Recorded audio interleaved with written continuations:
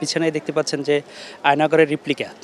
কিন্তু আপনি এটাতে বাস্তব উপলব্ধি করতে পারবেন ২ মিনিট এটার ভিতরে থাকা আপনার পক্ষে সম্ভব না।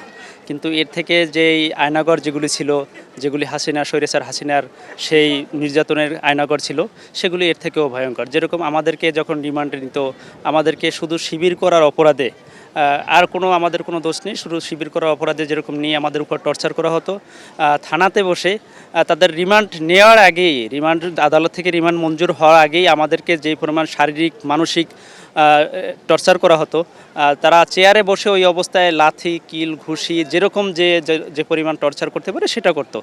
আর এই আয়নাগরটা ছিল এরকম আয়নাগর যেখানে নিয়ে দিনের পরে দিন বছরের পর বছর গুম করে রাখতো আমাদের ভাইদেরকে, যাদের এখনও আমরা আমাদের শিবিরের সেই আল মুকাদ্দেস ভাই, এরপরে অসংখ্য ভাইরা যারা এখন পর্যন্ত গুম আছে, তাদের কোনো সন্ধান পাওয়া যায় না।